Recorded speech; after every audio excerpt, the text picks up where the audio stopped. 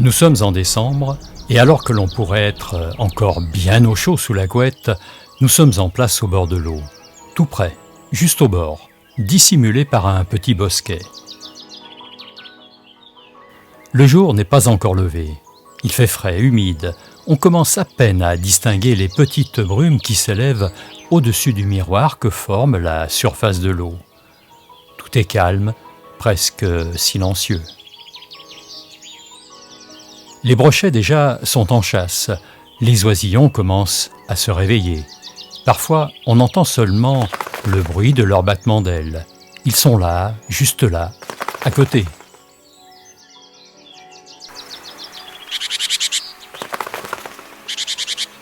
Parfois, tellement nous sommes discrets, les orites à longue queue se posent sur notre affût. On ne peut pas les photographier car ils sont trop près. Les premières lueurs du soleil commencent à faire naître la lumière. Un milan crie au loin. Merveilleux instants de calme, de sérénité, de simplicité qui suffisent à nous émerveiller.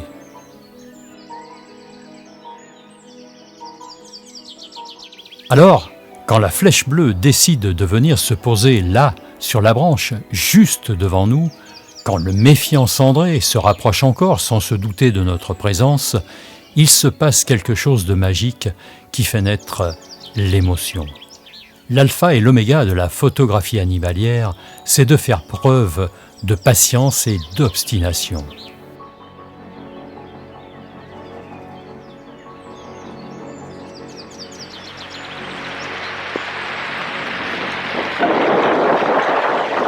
Quand on attend dans le froid avec le thermomètre au-dessous de zéro, on finit par se demander si ça vaut le coup de s'infliger une telle peine.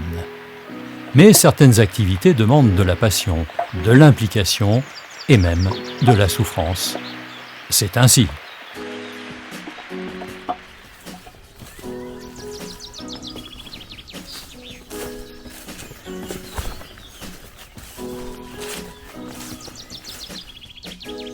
La nature et la vie sauvage sont des sujets à la portée de tous les photographes. Il n'est pas nécessaire de partir loin ou d'aller dans des endroits exotiques pour se faire plaisir. Les plus belles rencontres sont souvent celles qu'on fait au coin de la route. Alors, gardez les yeux ouverts et profitez du spectacle.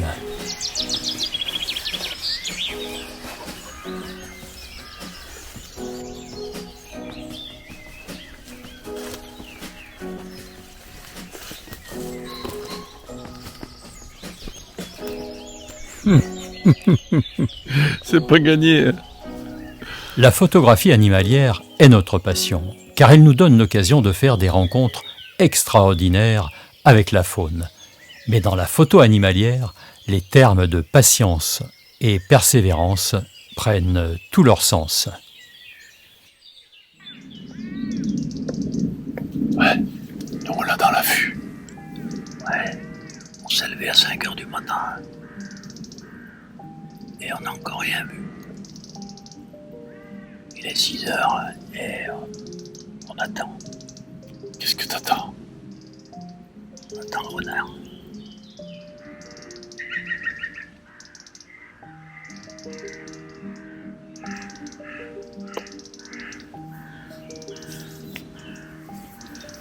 Voilà.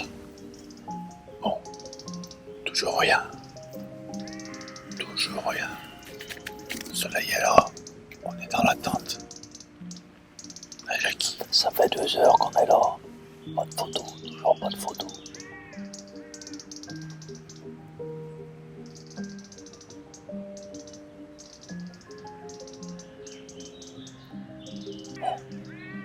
On a vu des souris, des mulots, des musaraignes, ils sont magnifiques. Mais il n'y a pas assez de lumière. Je pense que ce coin est très compliqué pour la lumière. Attention Fred, voilà, attention.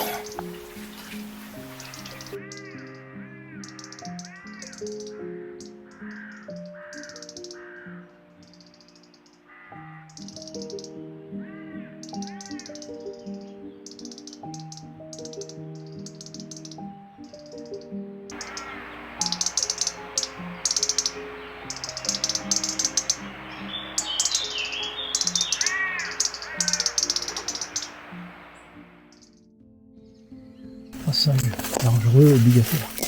Obligatoire.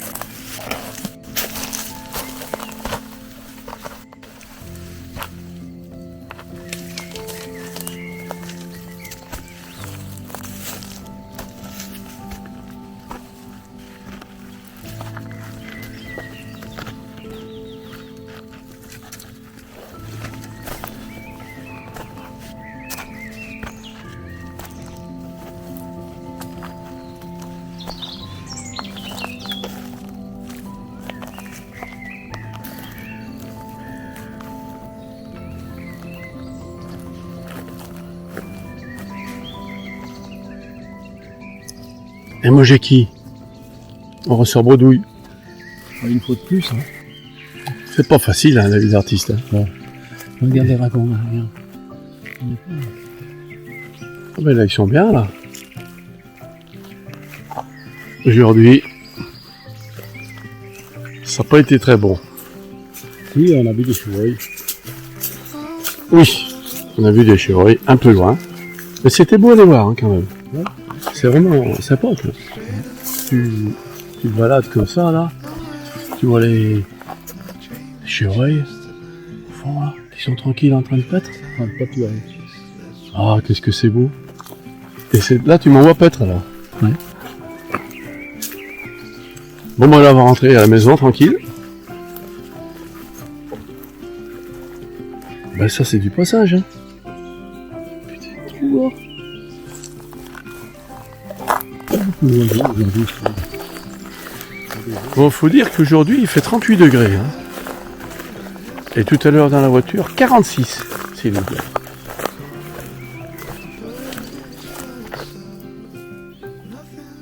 Dans la photo animalière, nous n'en avons jamais assez, et nous sommes toujours à la recherche de nouveaux spots. Cet habitat naturel que sont les étangs dans lesquels l'eau joue un rôle essentiel est un joyau de la biodiversité qui accueille de nombreuses espèces d'oiseaux et de mammifères.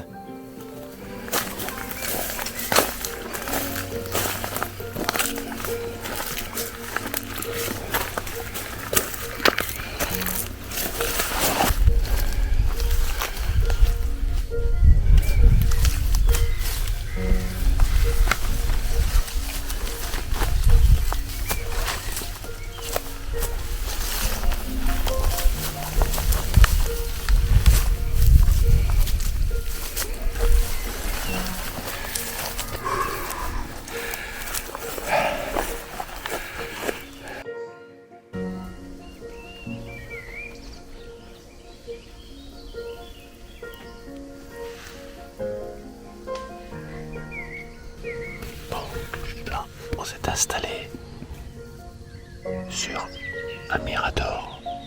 On est à 7 mètres de hauteur. Comme les chasseurs.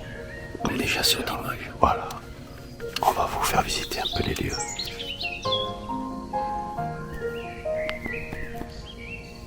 Voilà. Coucher de soleil.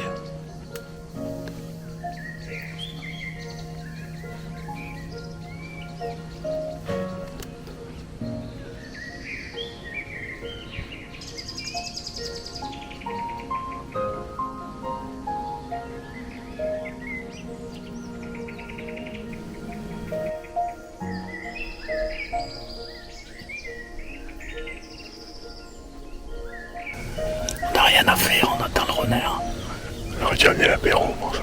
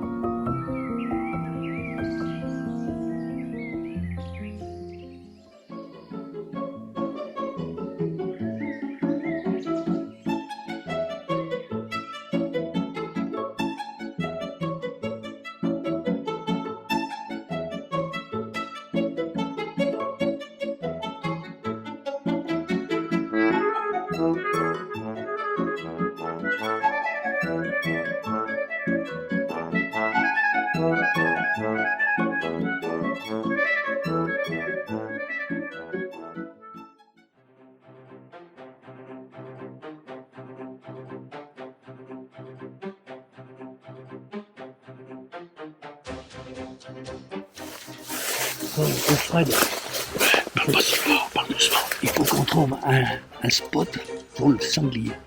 Il n'y a rien à faire. Là, ça doit être bien. Là. Disons que là, c'est une forêt où il y en a. Il y en a eu. Ils ont été vus. Le problème, c'est qu'ils bougent. Hein. Oui, mais on doit trouver les traces. Si on trouve les traces, on va trouver les bêtes. Si on trouve les traces, on met la caméra de chasse. Attends, regarde là. Regarde là. C'est quoi là? Déjà, un sanglier. Non. Non. Mais je pense qu'il y a des soupçons de traces. Oui, ils viennent se frotter contre les arbres. T'as vu comme moi là? C'est la traque.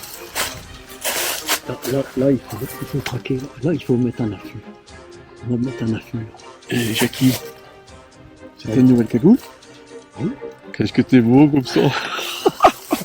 Ah, t'es pas mal non plus, hein. Mais la mienne elle commence à puer. Ah ouais, parce que je t'ai pas dit. Mais si tu laves ton linge, Oui. après il sent la lessive. Ah non, faut pas. Hein? Moi, maintenant, j'ai un sac avec des feuilles. Ouais. Et j'y mets tout dans les feuilles. Mais ça, faut pas le dire à Odile. Ah ben non. Ouais, elles sont où ces traces? Ils sont là-bas, regarde. Regarde les arbres. Regarde. Ils sont frottés, ils sont pleins, il n'y a pas d'écorce. Là, ils viennent. Allez. Suite au prochain épisode.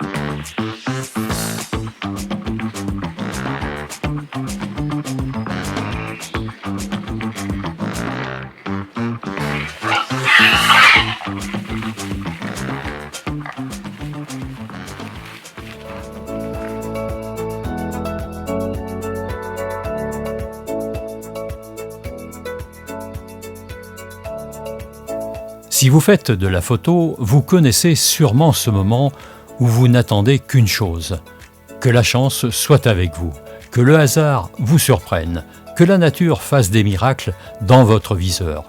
Vous attendez, votre concentration est maximale. Vous imaginez la photo que vous pourriez faire. À gauche, non, à droite.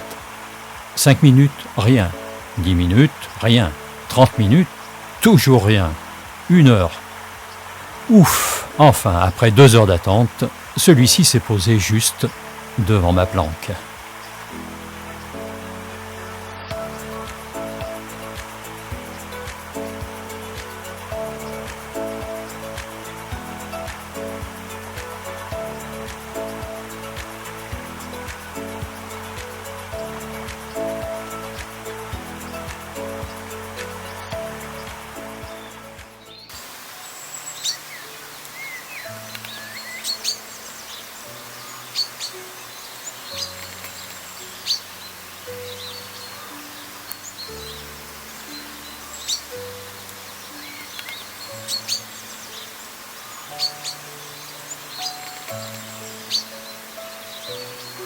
Ce sont des moments comme ça qui font notre bonheur.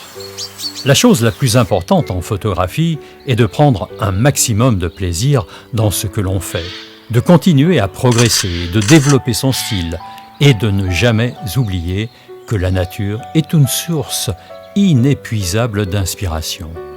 Un affût, c'est rester 2, 3, 4 heures. Si vous la respectez, la nature saura toujours vous remercier.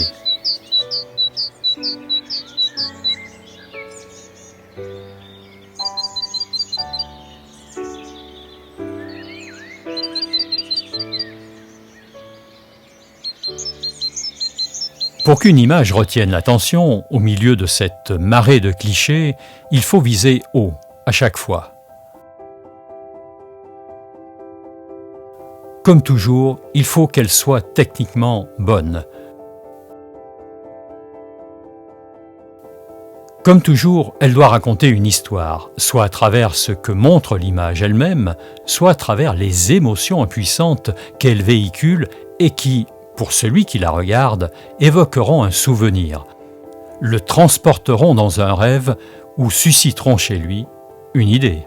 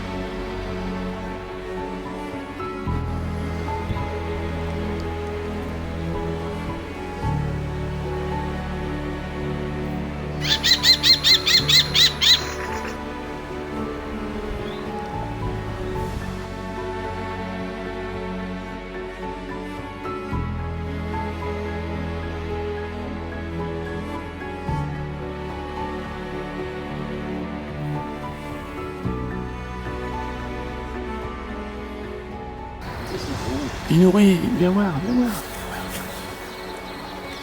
C'est carrément beau.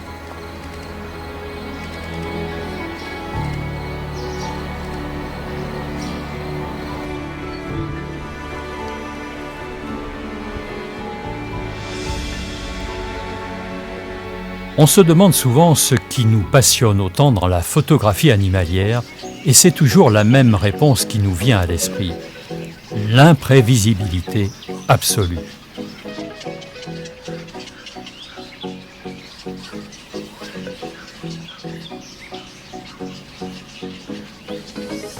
Il est impossible de planifier quoi que ce soit. Il n'y a aucune mise en scène et on ne peut jamais prévoir le résultat.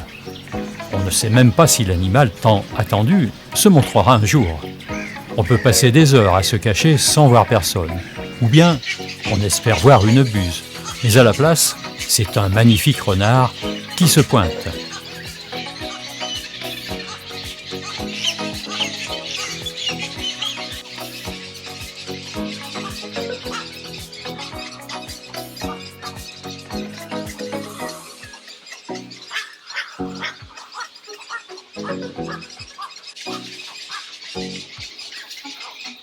Va-t-il poser pour nous ou tout simplement passer son chemin? On ne peut pas demander à un animal sauvage de venir dans notre direction. Alors on reste un simple spectateur.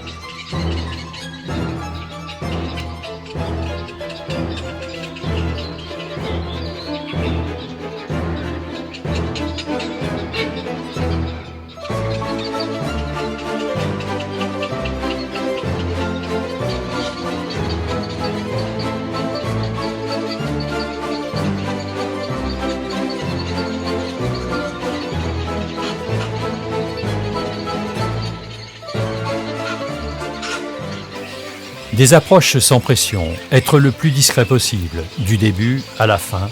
On arrive sur une approche, on fait nos photos, on attend que l'animal parte et on part après, sans laisser de traces.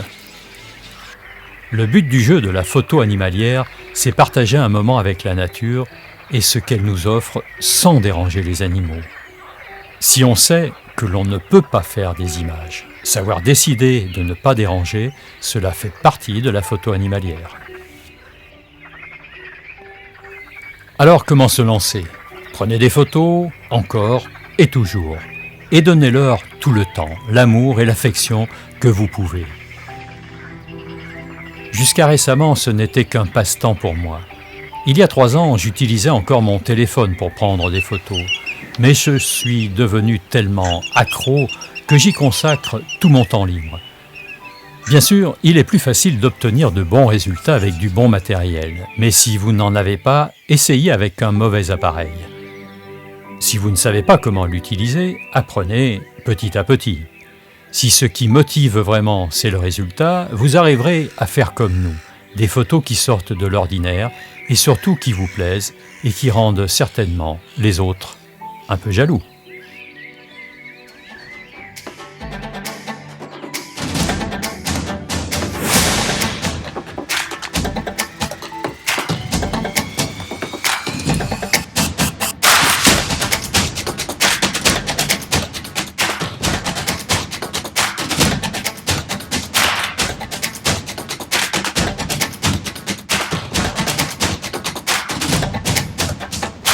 Alors Jean-François, dis-nous donc comment t'es venu cette passion de photographier la nature?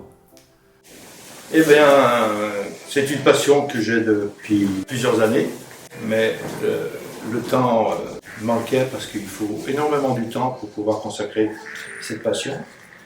Et à la fin de mon activité professionnelle, j'ai pu acquérir un matériel qui était plus adapté que ce que j'avais auparavant et naturellement le temps que je n'avais pas auparavant. Il faut savoir que la photo animalière demande énormément du temps. La technique que j'utilisais auparavant, c'était la méthode biomode. C'est-à-dire que on se déplace en camouflage, bien sûr, et voilà, ce qui passe devant l'objectif, on le capture. Mais c'est une technique qui est quand même assez limitée. Il faut savoir que pour vraiment faire des oiseaux de près, il faut faire de l'affût. Entre autres, le martin pêcheur, qui est surnommé la flèche bleue, et qui se déplace très très rapidement. Son approche est relativement près, c'est un oiseau qui est petit, et il ne faut pas croire que nos objectifs, malgré qu'ils soient gros, permettent de prendre des photos à des dizaines de mètres, voire plus. Non, la photo animalière, elle se fait de près, très très près. La plupart du temps, elle n'excède pas 30 mètres, pour vraiment avoir du détail dans les plumes pour l'oiseau, ou les poils pour les animaux. Jackie, viens donner ton avis et ton expérience. Alors moi, depuis 2014, je suis au photoclub. Et quand j'ai vu les photos de Martin Pêcheur de Jean-François, là, je suis vraiment tombé amoureux de cet oiseau. Et partant de là, je me suis équipé en objectifs qui sont suffisamment puissants et pas trop onéreux pour pouvoir prendre la flèche bleue en photo. Et en 2021, Fred m'a proposé d'aller faire des photos d'oiseaux au bord de la Loire. Le problème, c'est que pour faire des photos comme ça, il faut quand même du bon matos. Moi, revenant de voyage, je m'étais équipé dans une marque pour être équipé léger. Et du coup, j'ai dû acheter un gros machin, un 200-600, quelque chose qui rapproche vraiment, avec les conseils des copains. Et puis après, quand tu as ça, tu fais des photos, quoi. Il faut dire qu'au travers de toutes ces difficultés, on découvre toute la nature sauvage qui est présente aux alentours de Feurs. Bon alors, les copains, il va falloir savoir où est-ce qu'on va observer ces oiseaux. Oui. Alors moi, j'ai une bonne nouvelle. Allez. Il y a plein d'étangs. Regardez ça. Alors, tu dis quoi, toi? Eh ben des étangs, oui, effectivement, il y en a partout. Combien il y a d'étangs, là? Moi, j'avais lu un truc comme c'est plusieurs centaines, hein? 300. Alors, 300, eh ben, 300, c'est pas compliqué, on en fait chacun ça. C'est bon. Bon courage. Non, reste au sérieux, regarde. Donc, on peut s'orienter sur Un étang, Et en plus, on met le paquet dessus. non, mais le problème qu'il y a, c'est que la majorité des étangs sont privés. Donc, comment tu fais pour aller sur tous les étangs? Voilà. Donc, il faut avoir l'autorisation du propriétaire. Là, voilà, je vais vous amener ça. Ça, c'est plus précis. Voilà. Donc, ici, on a Feurs, Balbini, notre beau fleuve Loire, Le truc, c'est qu'il faut qu'on trouve un endroit où on puisse poser notre affût. On l'a dit. Donc, faire une observation au départ aux jumelles. C'est ça, hein? Pour voir où se trouve Nestor. Alors ça, on l'a déjà fait un petit peu, mais on va améliorer. Qui vont nous donner l'endroit où poser notre affût. Avec Jackie, on l'a déjà aperçu sur les bordoirs. Voilà. On peut éventuellement affiner notre recherche pour voir exactement où il se pose. Alors moi j'ai un pêcheur, je l'ai questionné et il m'a dit « Ah ben l'autre jour il s'est posé sur ma canne à pêche ». Donc c'est pas la peine de chercher midi 14h, il faut demander au pêcheur à quel endroit il a vu le Martin pêcheur. Et là on va observer et on pourra mettre notre affût au bord de la Loire. Oh ben c'est gagné là. Bon, à quel endroit il se pose, parce que le Martin pêcheur, il a un perchoir pour manger, il a un perchoir pour tuer le poisson, et un perchoir pour se reposer et se faire sa toilette. Donc il a différents endroits, une longueur d'1 kilomètre, c'est son territoire. Donc on va pas mettre un affût tous les 50 mètres. Bah oui. Parce que 1 kilomètre, ça fait beaucoup. Plus t'as d'affût, plus t'as des perchoirs. Non, mais il faut faire un repérage, c'est tout simplement. On va faire un repérage. Donc, on va au bord de la Loire. Voilà. Alors, qu'est-ce que tu nous amènes, mon Jackie? Un perchoir de rêve pour Nestor, notre ami. On sait qu'il est là. On sait qu'il est là. Et ça, c'est génial. Mais pour faire des photos, il faut un perchoir qui soit au top. Bon les gars, on veut faire de l'image, hein, c'est ça. On veut faire de l'image. Seulement après une prospection, là on est au mois de mars, on a cherché, pas de Martin pêcheur, nulle part. Si, à l'Écopole. Voilà. Combien? Il y en a 4. 4. Mais ailleurs, et pourtant ils sont là, c'est sûr. Mais ils sont difficiles à voir. C'est la période de nidification. Tiens les oiseaux, oui. Ah oui, d'accord, je comprends ce que tu veux dire. Et c'est là que le mâle il pêche et il vient nourrir, il vient faire des offrandes à la femelle. Ah, ça c'est bien pour prendre ça, là, si on peut le faire ça. C'est bon. Donc ça veut dire que prends soin de ta femme. Là, il faut faire jouer de nos amis, nos relations, des gens qui nous fassent confiance et qui ont des endroits autres que le bordoir pour pouvoir se poser vraiment, observer, se renseigner auprès des gens. Est-ce que tu as vu un Martin pêcheur? Moi, je croise pas. Je croise personne dans la rue, ça veut dire, dis donc, bonjour, vous avez vu un Martin pêcheur? Ouais, c'est pas ça qu'on fout. Non, il faut être en contact avec des pêcheurs qui sont plus souvent que nous au bord de l'eau. Fin février, en sachant que début mars, il sera déjà dans les nids et la femelle aura pondu les œufs pour la première couvée. Parce que le Martin pêcheur, il fait plusieurs couvées dans l'année. Les petits ne sont pas envolés, ils sont encore dans le nid, que la femelle couve déjà la deuxième. Et le mâle se charge de nourrir la première qui n'est pas encore partie. Et ça peut aller jusqu'à 3, voire 4 couvées dans la saison.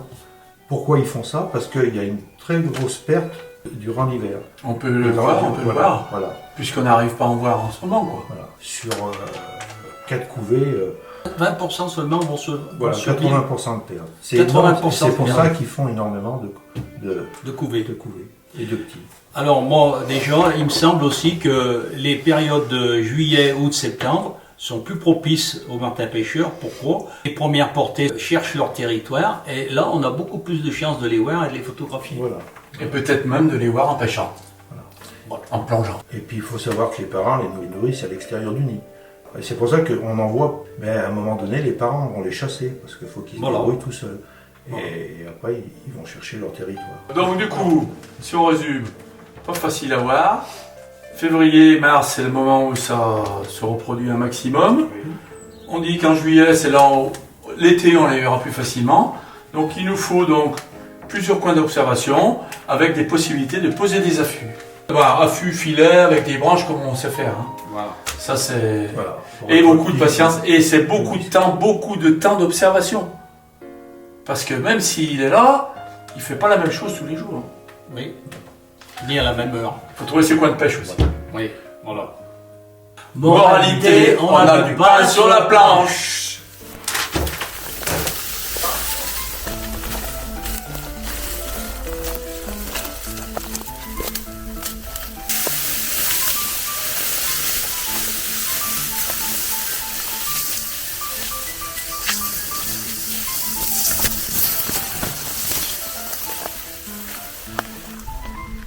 Donc, Les traces, regardez les traces. C'est notre dire. Ben, au milieu là. donc ce perchoir, il sera bien éclairé le matin. C'est un fond sablonneux, argileux. Bon, faut que tu montes dessus pour voir si c'est costaud. Hein. Là, c'est bien là. Moi, si j'étais Nestor, je serais content avec ça.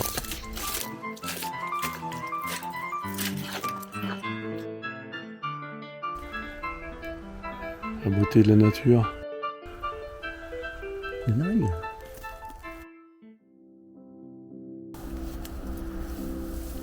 C'est un joli spot. On entend des bruits de verre là. T'avais pas des bouteilles par hasard, toi? T'aurais pas bu une petite bière? Hein? Ah oui, bah ça fait du bien hein, quand on est dans l'affût. Surtout quand on fait. Voilà notre poste. Alors on va revenir dans une semaine là. On va laisser mijoter notre affût. En plus il y a le météo qui est pas extraordinaire, donc on va faire le pari que dans une semaine, le martin pêcheur sera là, sur ces branches que vous voyez.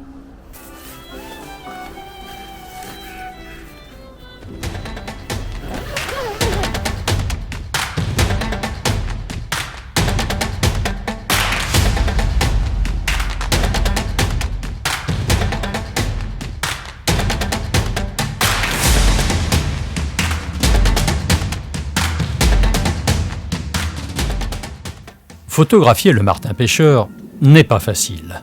C'est un animal très farouche, à la distance de fuite lointaine et à la vue très affûtée. Il détecte le moindre mouvement, ce qui fait que la billebaude, photographie à l'approche, est une mission impossible. Il faut donc créer un affût. Tellement accro à cet oiseau que l'idée m'est venue de lui donner un nom, et Nestor est né. Après avoir repéré un endroit où il vient souvent se percher, le photographier en vol est peine perdue, il faut s'y rendre très tôt le matin, si possible pendant qu'il est encore au nid.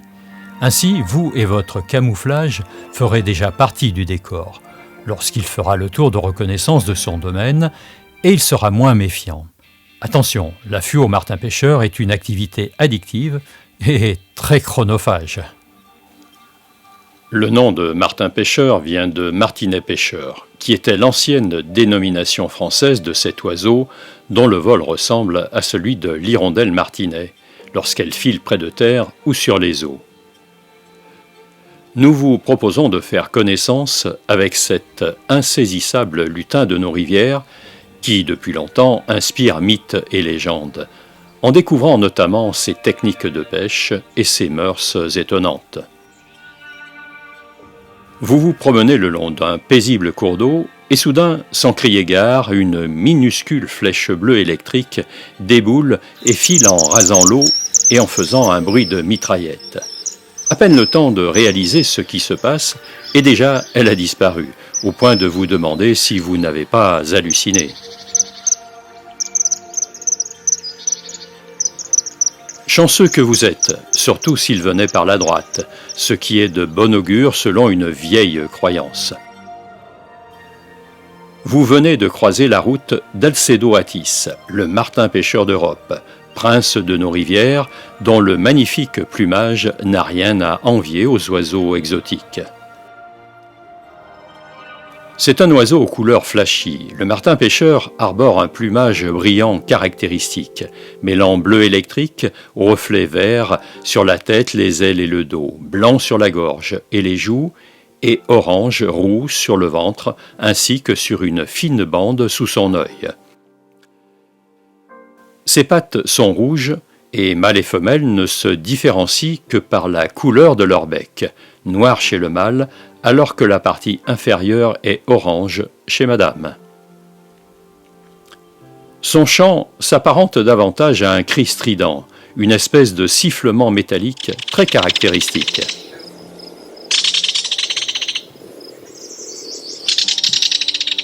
Enfin, il arbore un long bec étroit en forme de dague, une arme redoutable qu'il manie avec précision quand vient l'heure de la pêche. Son nom anglais, Kingfisher, le roi des pêcheurs, lui sied à merveille, tant ce poids-plume s'est spécialisé dans la pêche à l'affût des petits poissons, crustacés, batraciens et insectes aquatiques qui constituent son régime alimentaire. Un oiseau hyperactif au haut métabolisme. Il est obligé de pêcher tous les jours son poids en poissons pour survivre. Cela peut monter à 70-80 poissons par jour quand il doit nourrir ses petits. Ainsi, il passe ses journées à parcourir son territoire et se positionne sur ses perchoirs favoris, d'où il repère ses proies avant de plonger comme une flèche sur les poissons qu'il va saisir jusqu'à plus de 30 cm de profondeur. Il remonte ensuite rapidement sur son perchoir où il cogne le poisson contre une branche ou un support pour l'achever avant de l'ingurgiter tête la première. Comme les chouettes et hiboux, il régurgitera par la suite une pelote faite des débris qu'il ne digère pas.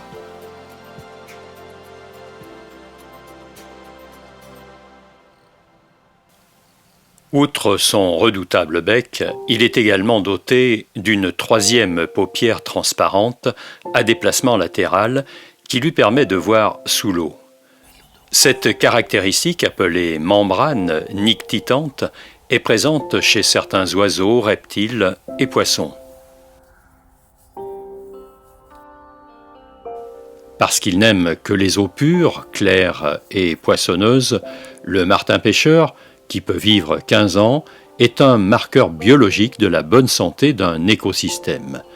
Très exposé à la pollution des eaux de surface et à la disparition ou à la dégradation de son habitat, ces populations sont en déclin constant, et ce malgré sa protection totale par un arrêté en date du 29 octobre 2009.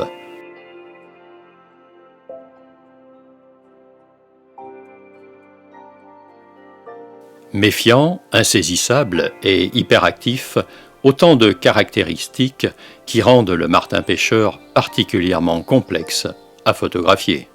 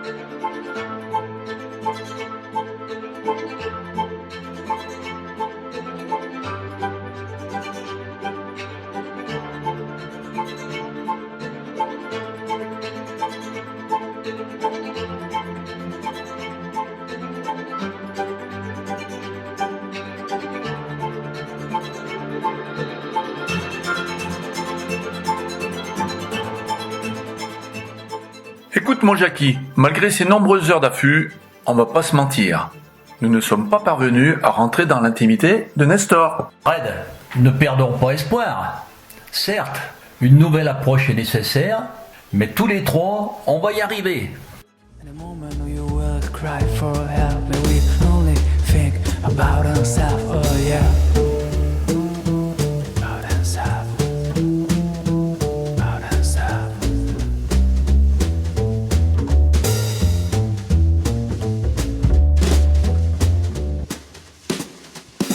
But I know for sure the day will come when you first realize what you have done, and you finally get your debt repaid and revenge is served on a cold plate. Oh